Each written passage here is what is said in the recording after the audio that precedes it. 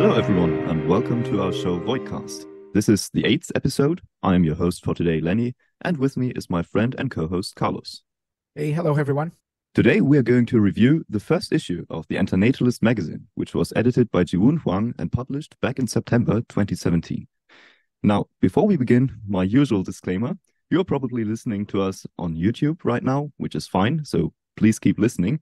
But you can also find our show on other podcast platforms if you so prefer. Just go to linktr.ee/veganvoidcast. Links are in the description. Yes, before we begin, just want to mention, because we've been on a few other podcasts ourselves as a duo and YouTube shows.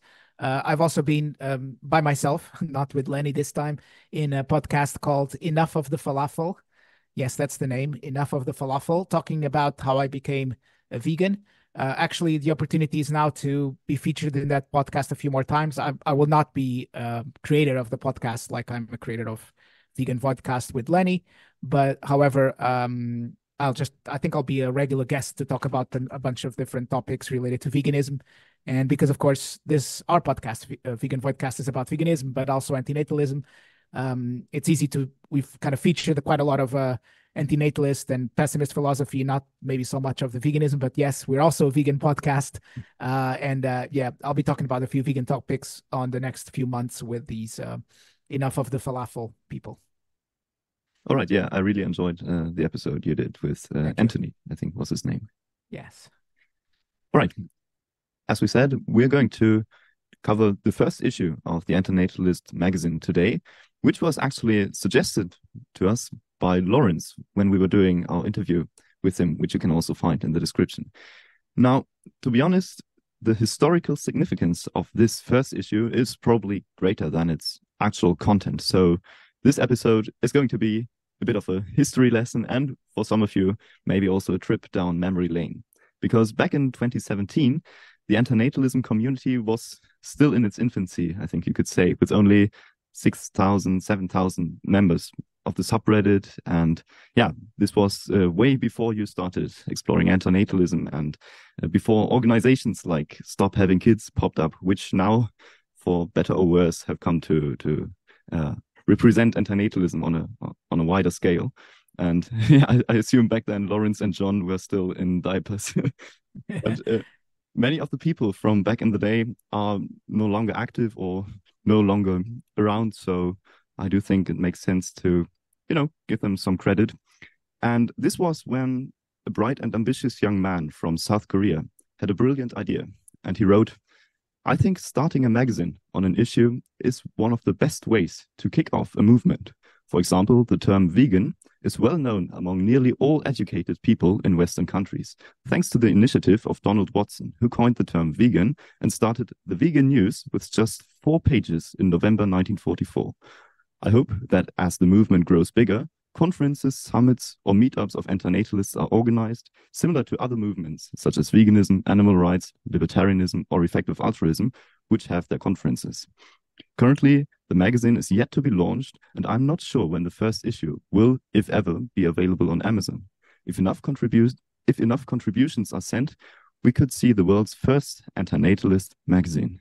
And thus, the first issue of the Antinatalist Magazine came into being on the initiative of Jiwoon Hwang, who we are going to talk about a bit later. Now, for the first issue, only 3 articles were submitted. So with only about 53 pages, it's considerably shorter than the later issues, which had 92 or even more than 200 pages. So yeah, let me read out the first page of the first issue, which is kind of the mission statement of the Antinatalism Magazine.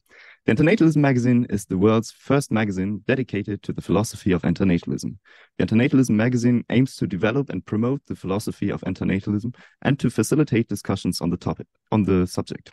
The publication interests of the Antinatalism Magazine include, but are not limited to, philanthropic antinatalism, misanthropic antinatalism, antinatalism advocacy, shout out, activism, movement, organization and strategy, religious antinatalism, criticism of antinatalism, hedonistic antinatalism, non-human animal or zoophilic antinatalism, wild animal suffering, wildlife antinatalism, and suffering-focused ethics. So wide range of different topics that are covered. And yeah, we can find a number of different articles and essays on these topics, as well as interviews with people that is both writers, philosophers, and activists in the antinatalism sphere, as well as fiction, that is, for example, excerpts from novels and visual art that in one way or another deal with antinatalism, and community surveys in later issues, and especially these very long and extensive bibliographies at the end of the later issues. So the Antinatalism Magazine saw contributions from a lot of important people in the scene, and it came to occupy an interesting middle ground between, let's say, professional academic philosophy on the one hand, and the enthusiasts and the wider community on the other hand. Now, before we talk about the articles and the contributions in the first issue, I would like to say a few words about the editor, Jiwoon Hwang, who is today mainly remembered as the author of a book controversially titled Procreation is Murder, and his essay on promotalism, and as well as his tragic death at the young age of 23. But many people might not be aware that he was actually a very unique and brilliant thinker in his own right. So definitely not your run-of-the-mill suicidal internet user. And he also thought and wrote about a wide range of different topics, not just procreation is murder and promotalism. And with his extremely rigorous approach to ethical issues and his very utilitarian way of thinking, in a way, I think he even out-Tomasic gentleman Tomasic himself in a way. And he also took a very entrepreneurial approach to ethics and to antinatalism in particular, and was also very active in community building at this stage. And I would have loved to see what he would have to say about this new antinatalist advocacy organization, for example. And there's an interview in the second issue of the Antinatalist Magazine, and a very insightful and moving article about Jiwoon and the complex circumstances that eventually led to his tragic death in the third issue of the Antinatalist Magazine. Now, regarding the circumstances of his death, I think there was a very complex interplay of different factors. So there was, on one hand, of course, his promotalist philosophy, but also the systematic oppression that he faced in South Korea and South Korean society, and especially in the South Korean healthcare system, as well as, of course, certain mental issues that were at play there. And I think when talking about, his death, I think none of these factors should be downplayed, because sadly he has become a bit of a cult figure now in these promotalist circles. Like, oh wow, look, this guy really stood by his philosophy, or really lived and died by his philosophy. I don't think that's appropriate. I don't think we should glorify something like this. And perhaps he was the first in an already concerningly long and still ever-growing line of promotalist suicides. But the Antinatalism Magazine, which we're going to discuss today, is a part of his legacy, which I think is definitely worth preserving and celebrating. So the Antinatalism Magazine was released in September 2017. You can find it on Amazon, both in paperback format and in Kindle format. Links are, of course, in the description. But just a few days later, it was released to the public also in PDF format by popular demand, which you can find on academia.edu. But if you don't want to download anything, an archived version of the first issue of the Antinatalism Magazine can also be found on a previous version of antinatalism.com. Now, this domain now belongs to our Lord and Savior David Pierce, but actually it at one point used to belong to Jiwoon Hwang. So a link to the Internet Archive is also in the description. But ironically, I personally think that the articles themselves can best be read elsewhere, which we'll mention later on. So let's now get to the articles, the content itself. It starts with a contribution by François Tremblay about the non-identity problem. And who is François Tremblay. So he was part of the antinatalist blogosphere, so to speak. So back in the day, about a decade ago, there was not only the subreddit, but there was also a very active blogging community around antinatalism, which featured people like Jim Crawford and Sarah Perry, which then later went on to write their books, Confessions of an Antinatalist and Every Cradle is a Grave, respectively. And François Tremblay also wrote a book called A New Approach to Procreative Ethics, which hasn't been discussed as much. And this issue of the Antinatalism Magazine also features an excerpt from this book. There's also an interesting interview with him in the second issue of the Antinatalist Magazine. Yeah, I'm just going to read out the blob of the book, which reads, "The issue of procreation has typically been discussed in terms of demographics, economics, and personal choice. In all these discussions, the interests of women and children are rarely, if ever, considered. A new approach to procreative ethics reframes procreative ethics by putting it in the context of antinatalism and anti-childist theory.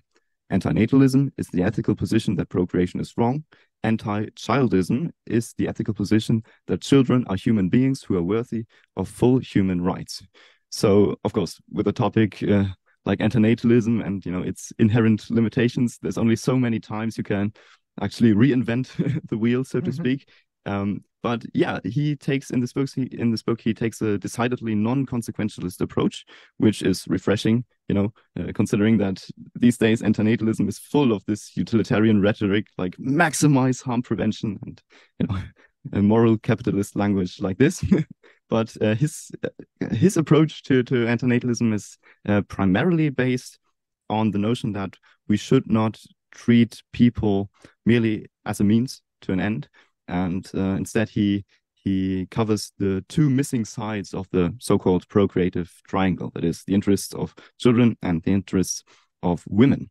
And he presents the concept of childism, which is something that I wasn't really aware of or familiar with before. And it's not something that is usually associated with procreative ethics. And he defines the term childism as follows: "Any prejudice against children based on domestication, that is based on the premise that children are wild and need to be tamed, especially that directed by parents against their children or by other authority figures against children. This prejudice is ingrained in the family structure and, as a result, in the whole of society."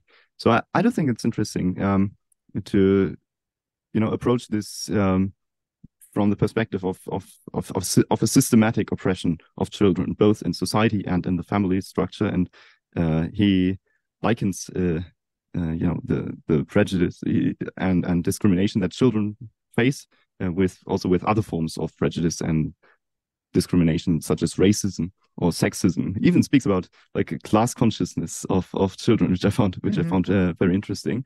And whereas criticize certain pedagogical approaches, he questions the purpose of pedagogy as such, like itself, and also stresses the importance of taking the side of the child in these scenarios of child abuse and child oppression, which I think is good to see, especially considering that even in antinatalist circles, some people hold very questionable views on child abuse. So this kind of covers the child's side of the procreative triangle, but then he also presents feminist antinatalist arguments. Usually we focus on the harms, when we discuss antinatalism, we focus on the harms of the one being brought into existence, but it is true that like this pronatal ideology, or this pronatal default position, also comes with a lot of impositions for women, especially as an imposition of motherhood and childhood, and which are very, very harmful also to women. So I think that's an interesting approach. And female children are usually exactly. get the worst end of the stick compared to male children as well in a lot of societies and cultures. Besides that, so we live in a society, and we live in a patriarchal society. And when we create a new human being, they will be either on the superior or on the inferior side of this hierarchy. So it will definitely like preserve and perpetuate this exploitation and this hierarchy. So in this chapter, he deals with the so-called non-identity problem, which is the first chapter of the Antinatalist magazine, but can also be found in chapter 6 of his book, A New Approach to Procreative Ethics. And, the non-identity problem is, one of the classical problems of population ethics, famously discussed by Derek Parfit in his 1984 book, Reasons and Persons, so long before Benatar published Better Never to Have Been. And it's sometimes also like referred to as the paradox of future individuals. And I assume most of our listeners are familiar with it, but if not, so what is the non-identity problem? The non-identity problem arises in those cases where the only alternative to bringing about to a person's life or bringing a person into existence with a poor quality of life is not to bring that person into existence at all.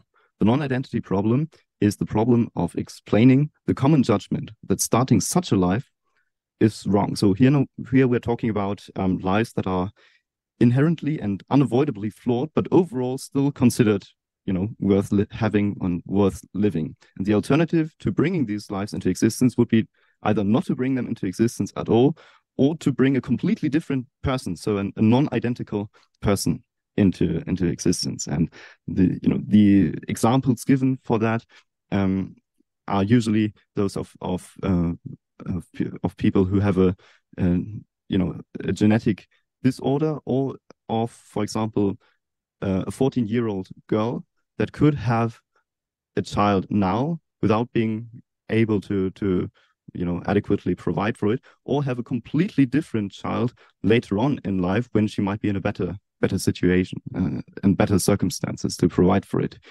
And the non-identity problem presents a challenge to our intuitions, because either we take a so-called person affecting view, that means something is bad if people are affected for the worse.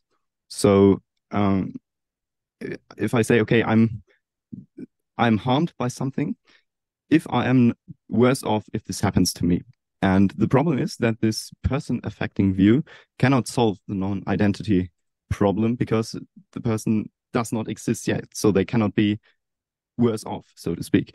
If you take an impersonal view, however, then this might lead to the so-called repugnant conclusion, which is another problem of population ethics. But in the context of antinatalism, the non-identity problem challenges the view that someone, who's harmed by being caused to exist, if their identity depends on these negative factors or conditions that are thought to be harmful. And this is, of course, also addressed at length in Benatar's Better Never to Have Been. But now we're dealing with François Tremblay's objections to this non-identity problem. And he writes, "The only cogent argument I've heard against the erasure of children in natalism is that we should not take future children into account because they are not yet alive, and it makes no sense to talk about people who are not born yet. I will discuss this response when I discuss the non-identity problem in chapter 6.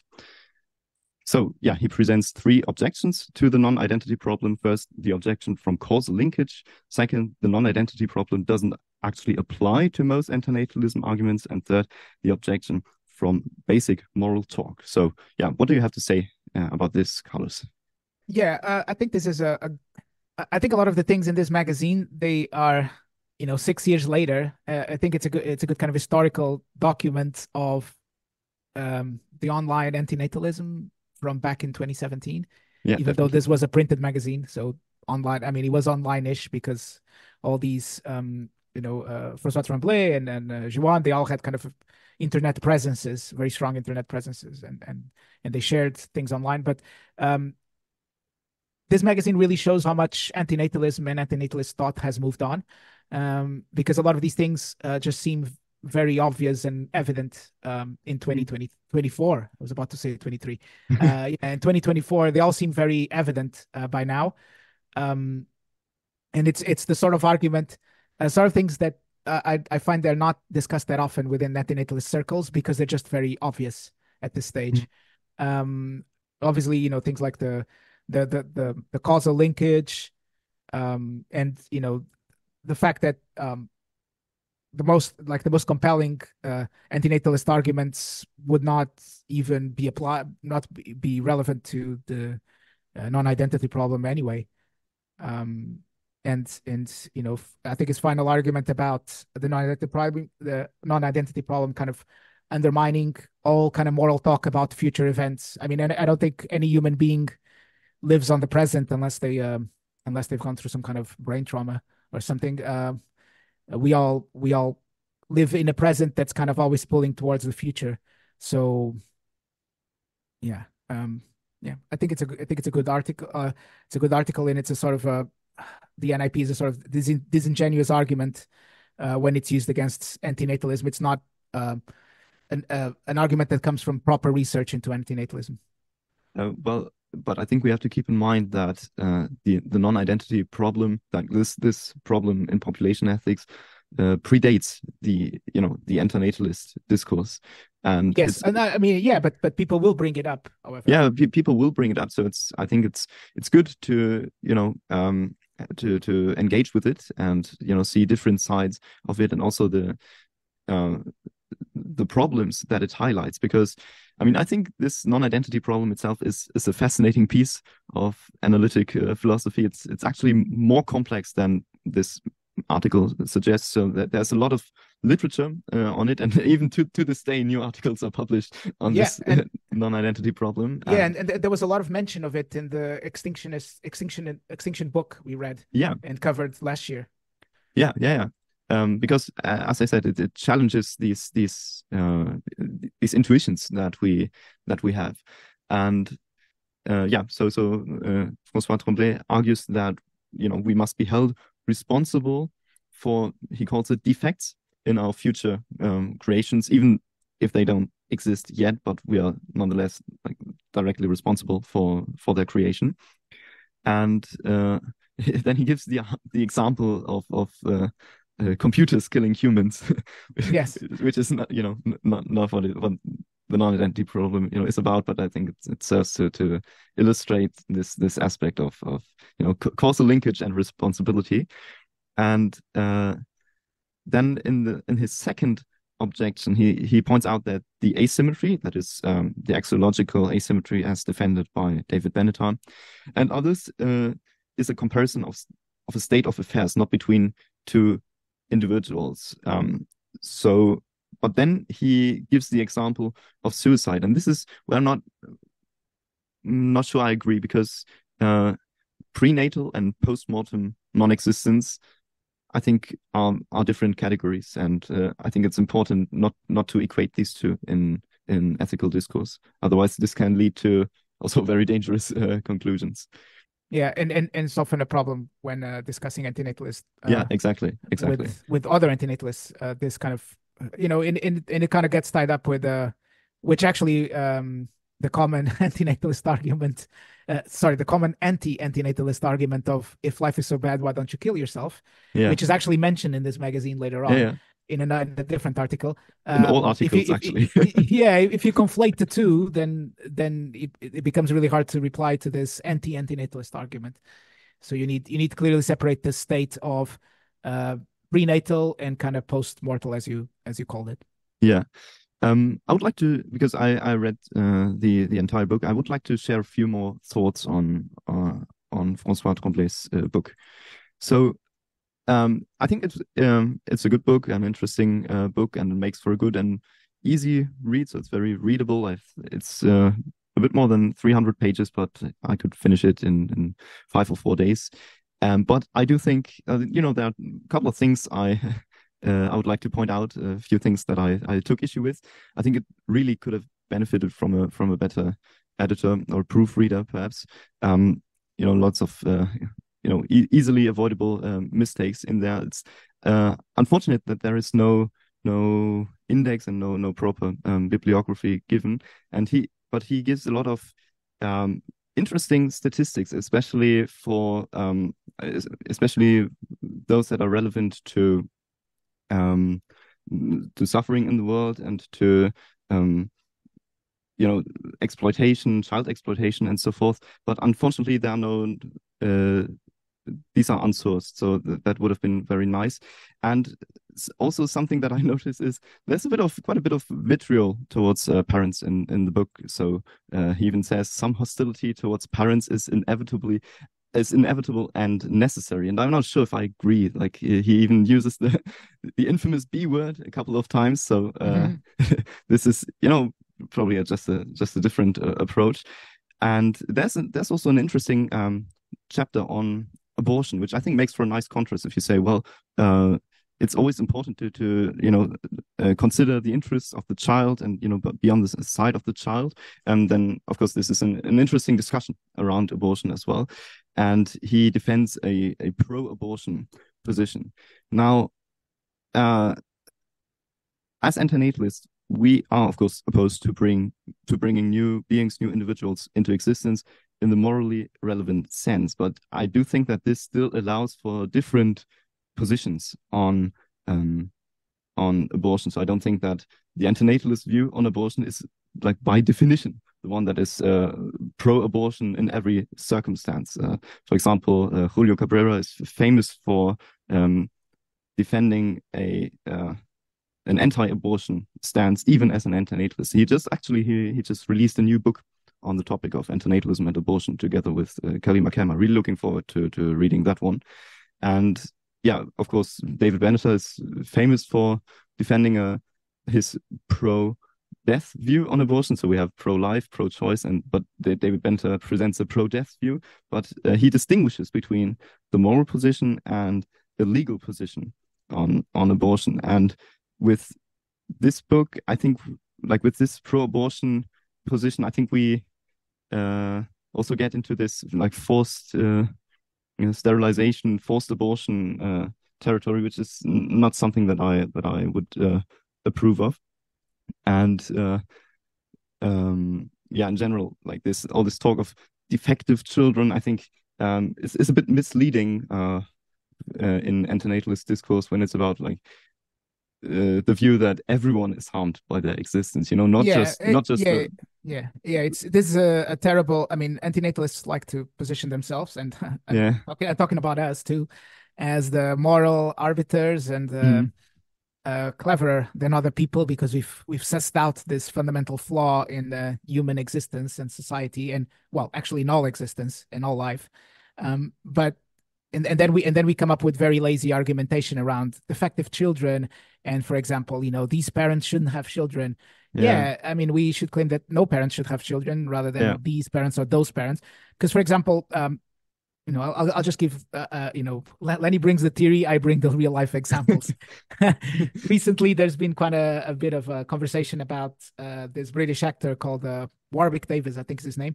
He's a dwarf, genetic. He also played these like short characters in Star Wars and Harry Potter, right? Yes, and he was in Willow when he was a teenager. Sorry, that's from my generation. Anyway, so he has a partner who also has a disease which affects height, although they're different. I don't know if disease is the right word. The different genetic conditions, and of course they've had a bunch of children together. 2 of them died at birth. Or shortly after birth, because they inherited both of their conditions, which means that the child just has a very short-lived and painful life. But they kept trying, because why not? Let's chuck more babies into the the furnace of our ego, and they eventually kind of managed to create children that didn't have both of the conditions, but they're dwarfs themselves, so we can imagine having a more difficult life than an able-bodied person, right? Now, this creates like a huge uproar in the antinatalist community and kind of sense of revulsion, because if having babies is wrong, having babies like this, it's even wronger. But ultimately, what all of this does, I mean, it's so kind of intellectually dishonest and lazy to do this sort of argumentation, because we have no idea of what lives these children will live. Well, for starters, we can say, well, their parents love them, which is already a really good start in life compared to able-bodied children. whose parents might not love them and might surrender them to an institution or beat them up or starve them or abuse them somehow in another fashion, or they might be able-bodied and their parents are able-bodied, but they might be born as a population that's currently suffering to attempted genocide. That's definitely worse than being a dwarf, I would say. And it's just a lot of internationalists kind of engage in this sort of argumentation with real life examples, when of course the antinatalist argument is an absolutist argument, or to me it shouldn't be classified as an antinatalist position. If it's selective, then it's not. It can't really be part of the antinatalist canon. Yeah, then it's more of a eugenicist position. Yeah, and I mean, every human being is a eugenicist in some fashion. All parents are eugenicists because they will they definitely try to maximize the luck of their children, the genetic luck of their children, or how many kind of possibilities their children will have. Or well, not all parents, but most parents will try to to have the the healthiest, most able-bodied children and smartest and with better possibilities in life. And I think this is natural. But when antinatalists make this sort of argumentation, selective antinatalists, they definitely become the worst kind of eugenicists. So there's just one more issue that I would like to point out, and then we can move on to the other two articles. So in the book, I have the impression that the issue of factory farming as a great, if not the greatest, source of intense, readily avoidable man-made suffering is downplayed. And so, yes, I'm a vegan. My ethics are fundamentally sentiocentric. I do think that non-human animals are also part of the moral community, if only as patients, and therefore worthy of moral consideration. But personally, I don't mind taking an anthropocentric approach to antinatalism. However, if you advance the so-called misanthropic argument for antinatalism that focuses on the harms that the new being, in this case, the new human, the new member of the human species, will cause to others, to the environment, to other species, to wild animals, and so forth, and you even go out of your way to list all the statistics, like to give a long overview of the pollution that every human being causes, and the damage they do to the environment, to wild animal habitats, and so forth, then I don't think it is right to downplay this issue. And at one point he writes, despite claims made by vegans, the sort of mass food system necessary to feed billions of people implies massive sentient death, even if you don't eat meat. And honestly, I've never seen a vegan make that claim, that a vegan diet or vegan food system is completely devoid of any any suffering or any harm it causes. Like a non-consumer, a non-existent person is in terms of consumption and the harms associated with consumption is still better than a vegan. Of course, I don't think anyone actually debates that. So that felt a bit like a straw man. And then there were. I don't know about that. And then, I don't know about that. I've met a lot of vegan parents. Yeah. Yeah. I mean, of course. These are the kind of arguments that vegan pronatalists come up with. But when we talk about vegan antinatalists, I do think no, of course not. Yeah, there's definitely a case to be made for that. And then he makes statements like only human beings have rights and insects do not feel pain. I think Gentleman Tomasek wants to have a word about this. But yeah, other than that, I mean, these are just like minor gripes. But other than that, definitely worth reading, worth engaging with, and a couple of interesting new ideas. Like even if you don't agree with them, I think interesting approaches one can take to the topic. So what happened to François Tremblay? Yeah, he became a fiction writer. He became a novelist. Yeah. I must say I haven't read his fiction yet. Have you? No, and I don't intend to. What's that? Judging by social media presence and how bigoted it is, I'd rather not. Okay, but so let's move on to the second chapter, which is an interview with Tim Oseckas conducted by Andreas Nilssen Möss. And so just a few words about Andreas. So he's a Norwegian antinatalist, like from the country of Peter Vested Zapfe, so excellent conditions already. And he's one of the OGs of online antinatalism, as far as I know. So he used to run a website called Planet Zapfe, which had a lot of useful and very helpful resources, especially when I was, still at the beginning of my antinatalist journey, so to speak. He also wrote an incredibly important essay on why antinatalists should stop talking about the red button, and put together a couple of video essays on topics related to antinatalism and philosophical pessimism too. And later, that is for the issues 2, 3, and 4, he took over the editing duties from Jiwoon. Andreas was very well connected in the antinatalist world for some time. He also ran this main Facebook group, and he even attended the Prague conference together with Jiwoon Hwang, where also David Benatar spoke. So Andreas is one of the few who have seen the face of God, the face of David Benatar.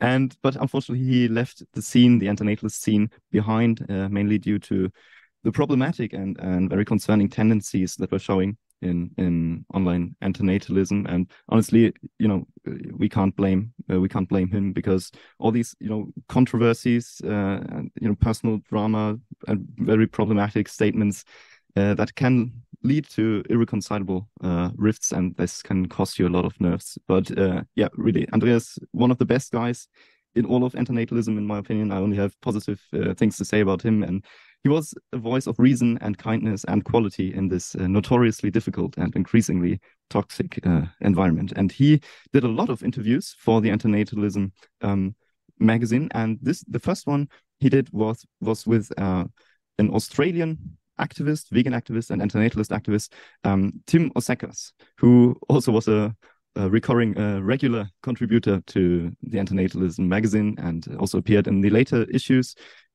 There's an slightly expanded version of this interview in the second issue, and in the third issue he writes about his Zapfe pilgrimage. So he's a hardcore fan of Peter Vested Zapfe, which we'll get to in a bit.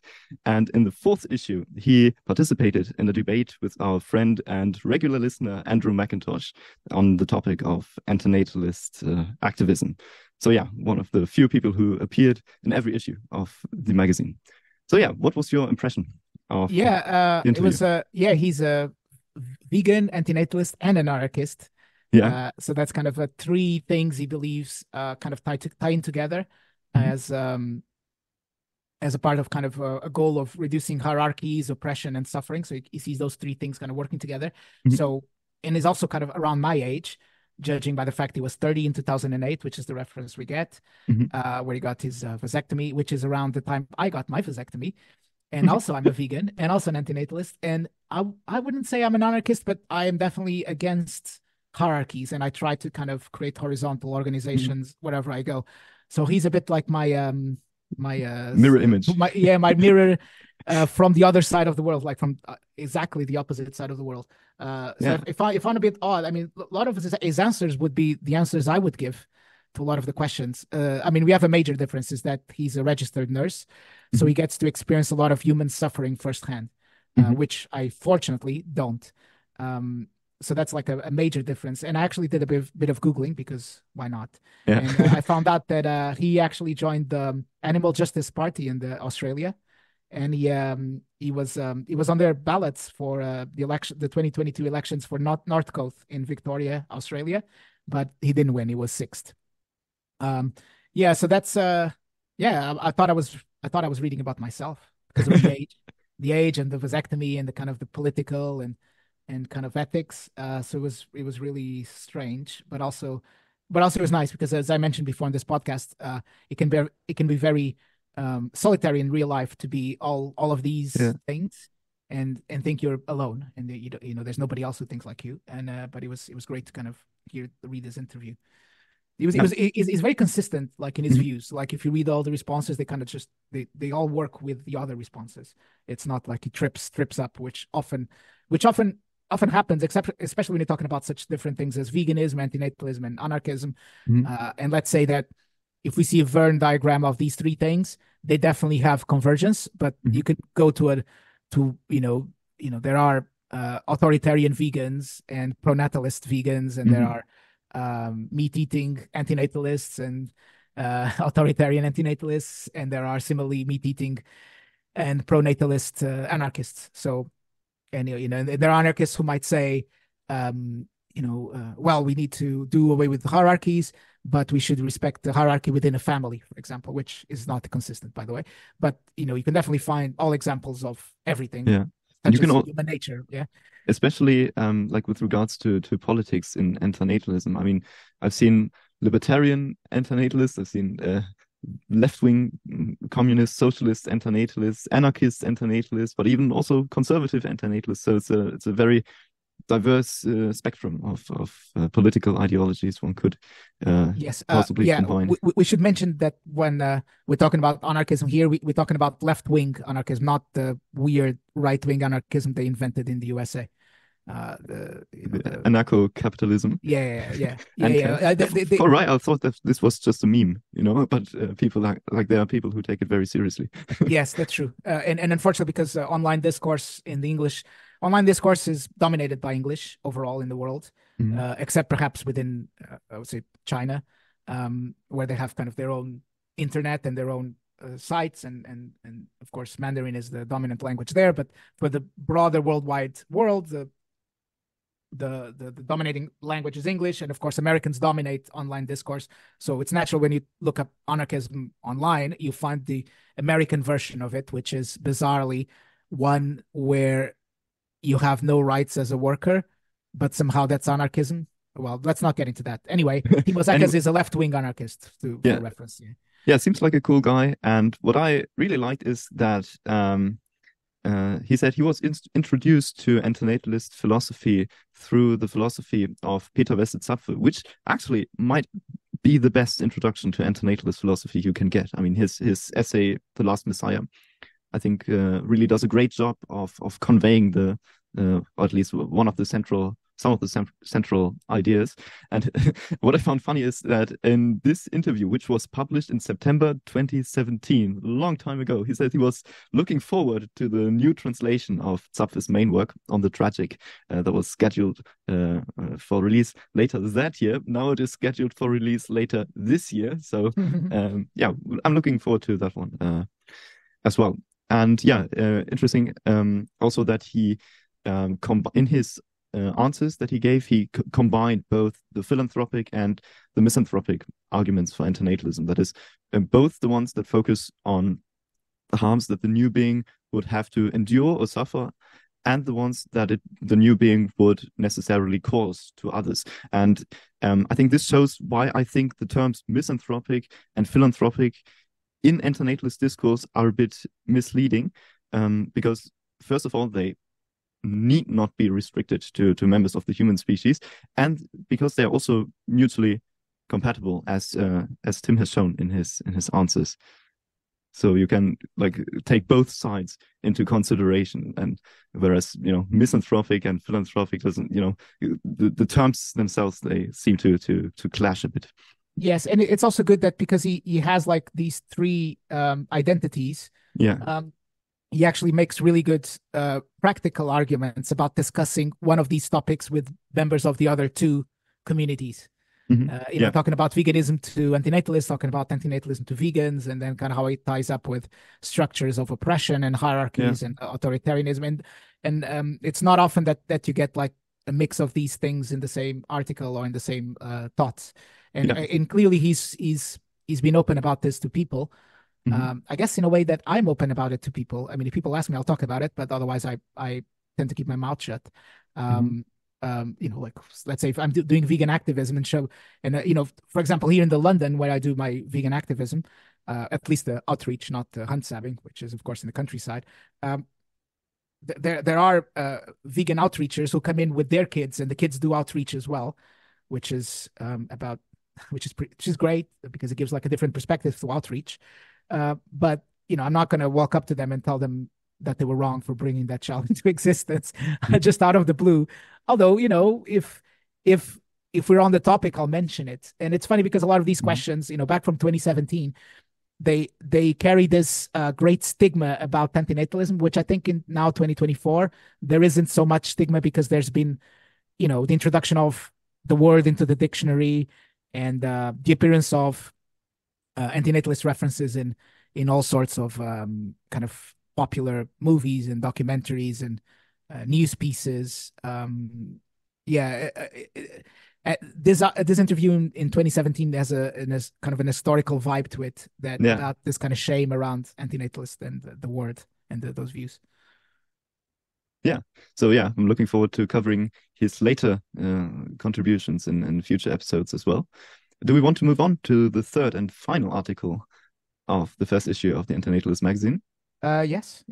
So the third article is by a guy called Manu Herrán, who is the president of the Far Out Initiative, a founder of Sentience Research, and a research associate at the Organization for the Prevention of Intense Suffering. So also one of this suffering reduction crowd. And you can read his article, slightly updated version, on his own website, which you can find in our description. And I would actually recommend you do it there, because then you can just, click on the links and you have the data that you need. And I'm just going to read out the abstract or whatever that's going to that's supposed to be.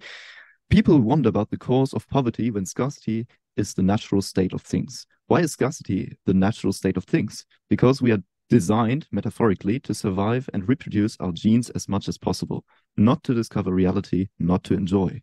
This is why evolution has selected in us the fear of death and the belief that life is always worth living.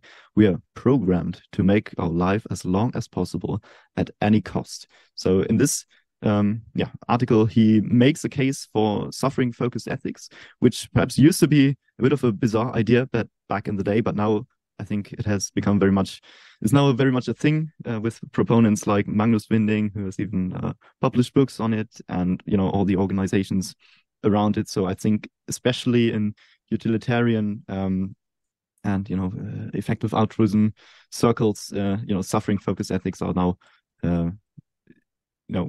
widely accepted.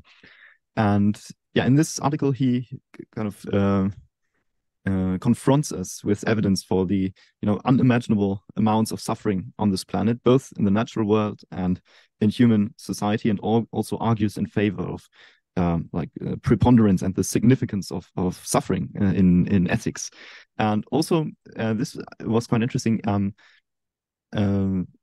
talks about the risk that are associated with bringing someone into existence, or the risks generally that we take with ourselves, our own lives, but also with others. And then he mentions the concept of the veil of ignorance, which can also be found in John Rawls' theory of justice. And this is interesting because this was actually developed into a full argument for antinatalism by Matti Höry in his 2004 risk argument. And it addresses the common suicide objection. Oh, why don't you just kill yourself? Or if lives are so bad, why do people and animals not just kill themselves? This is also addressed. And he also argues against systematically ending or terminating lives. And this is, I think, very important, especially considering where antinatalist discourse has moved to now. He says we need to stop extreme suffering, but not in any way. I think this is very, very important, because people sometimes get trapped in their utilitarian or suffering obsessed thinking sometimes. So this is important to keep in mind. But then he says, he kind of advances an argument that humans have a duty to stick around to fix the problem of suffering. And he says, in the long term, the disappearance of all sentient life would only delay the problem, since foreseeably evolution would open up again, creating new sentient beings in an endless cycle. This is, in my opinion, the definitive argument against the button of the destruction of the universe, also known as this red button or benevolent world exploder, and is the reason why it is important that humanity continues to exist in general, and rational altruists in particular. Someone has to take care to ensure to avoid future suffering, somehow building an earthly paradise. And I'm not going to address this in detail. I did this in the past in our episode on the book by Emile P. Torres, and in our review of Solar Sands video essay on antinatalism, so you can check these out if you want. But this reminded me of the meme that I created. This, no, we can't stop procreating yet. We have to solve problem X first. And I think the moment you make this claim or something like this, I think you lose kind of the right to call yourself an antinatalist. So So I think this is important to keep in mind, that this is probably well within suffering focused ethics, but it's not a genuinely antinatalist position that is defended here. Not that I think that the question, oh, is he an antinatalist? Oh, is he not an antinatalist? Is probably not the most significant question you can ask.